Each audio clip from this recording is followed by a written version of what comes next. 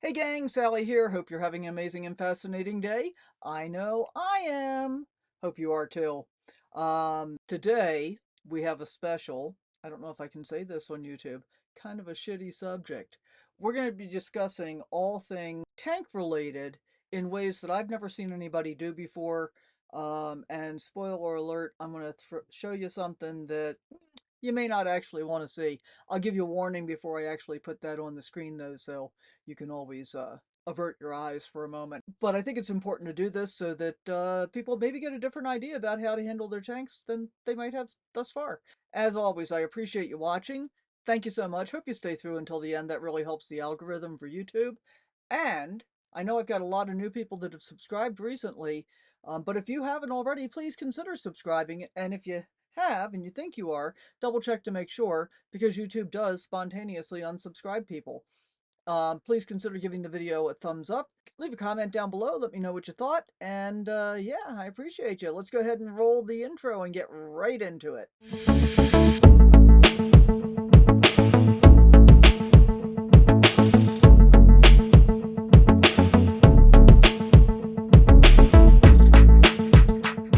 So why do I think this is important? I think it's an important subject for a number of reasons.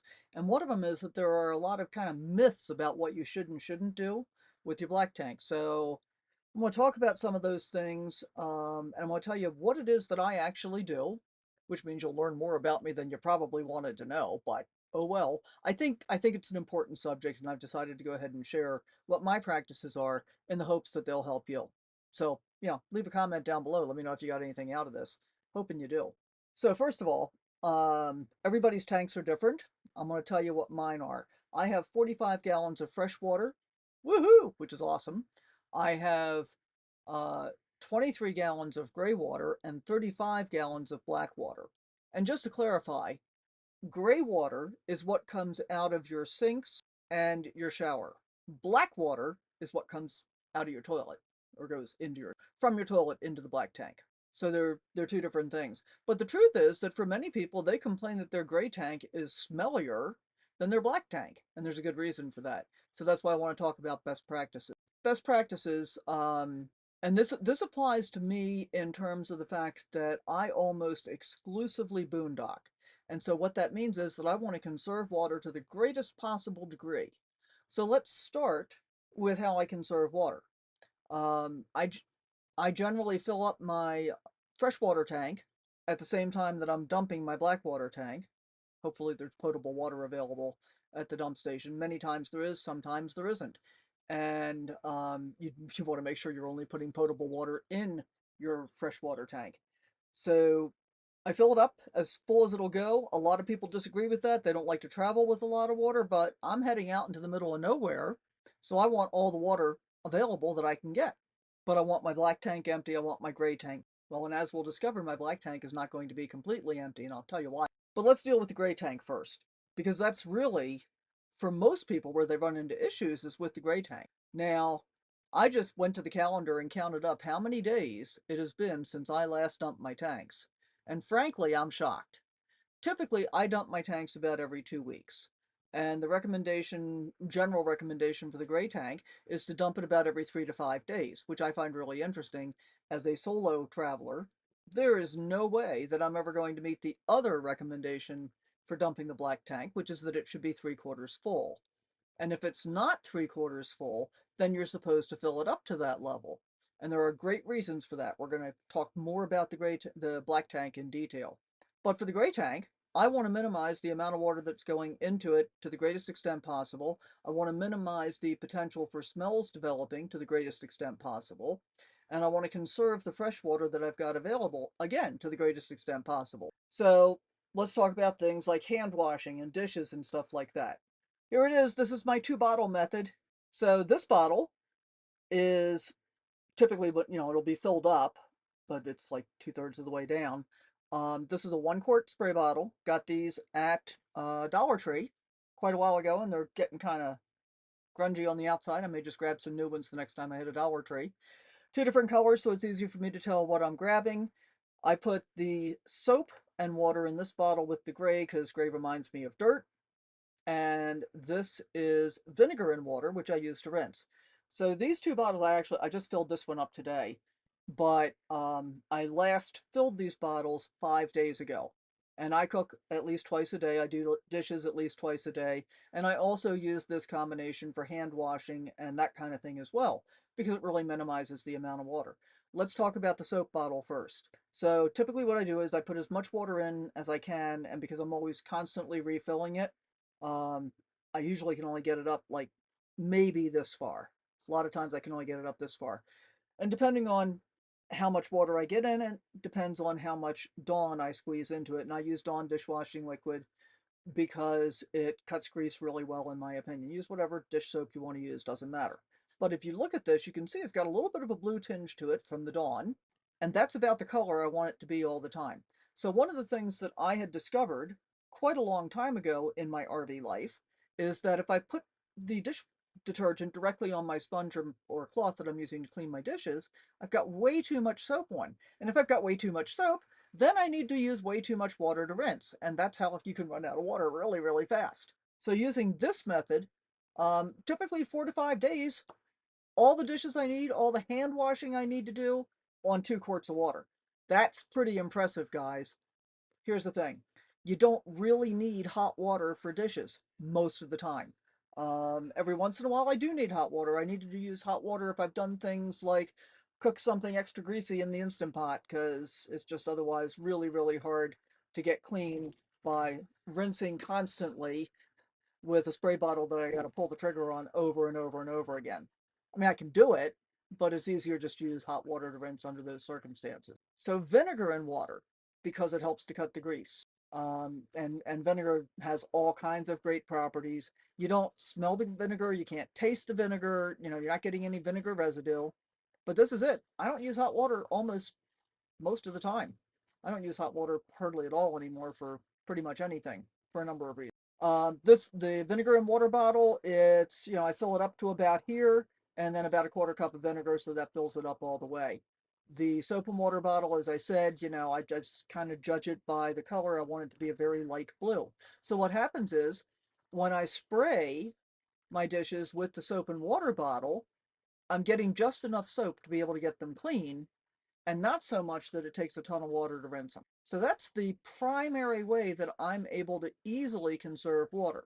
Now, before I ever get to this point, when it's time to do dishes, the first thing I do is I take a paper towel, usually the one that I've used as a napkin or one that I used when I was cooking or whatever, and I wipe everything off. I wipe off all of the greasy residue, I wipe off all the particles of food, and that goes into my trash. Then, and sometimes if I've got something that has like stuck to a plate or stuck to a pan, I'll put a little bit of the soap on, and then, 'cause, so I can get it wet, and then use the soapy water with the paper towel to wipe off the residue.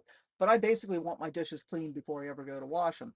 And that's because I don't want to put all that residue down my sink and make my sink smell, my gray tank smell. Um, so that's a system that works really, really well for me.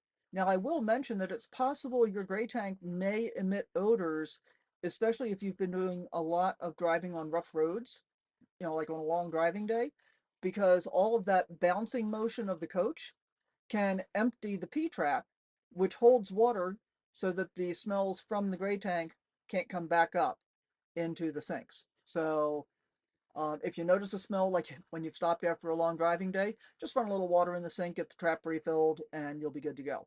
Now, you can also use deodorizers for the gray tank. I've just never done it.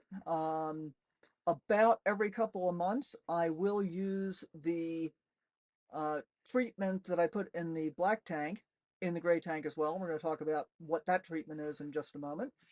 Okay, so let's talk about the black tank. And I'm going to say some things that are probably fairly controversial about how I deal with my black tank. And again, keeping in mind that I am almost exclusively boondocking, which means I'm nowhere near any services. And I had always wanted to be able to stay out for like 2 weeks at a time, which is pretty much what I do. But I'm in a little bit of an unusual situation right now. And that is because I am now on day 26 without dumping my tanks. And I did this as a specific experiment, and that's why I decided to make this video because it's turned out way different than I expected. Um, I was at a campground for 2 weeks. And then when I was leaving, I refilled my water and dumped my tanks.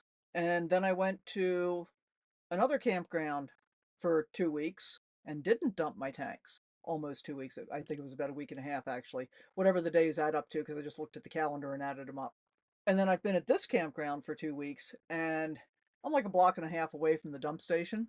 But we kept extending our stay here. So when we first came here, I was thinking, oh, okay, I'll wait and dump when I leave, which would have been a couple days past 2 weeks since I had previously dumped the tanks. But ultimately, we ended up staying here a full 2 weeks. And so I have not dumped my tanks in 26 days at this point, leaving tomorrow morning.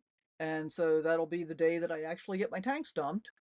And yeah, it'll be a process. So, black tank, people say you should dump every 3 to 5 days and that you should only do it when it's three-quarter full. Well, for me, it's never going to be three-quarters full in 3 to 5 days.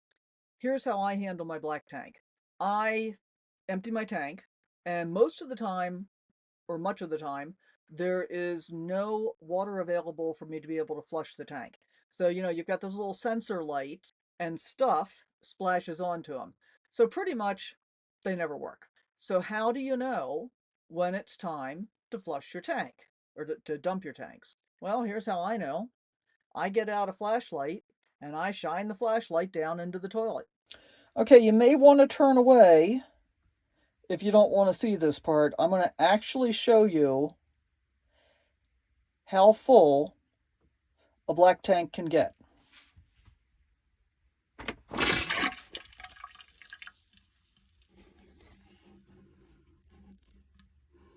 So it's not up to the throat yet, but it's getting pretty close. One of the things to understand is that the black tank is typically not terribly deep. It may only be like 5, 6, 7 inches deep, but they're typically pretty wide. And so all of the stuff that goes into the black tank is spread out over a fairly wide area.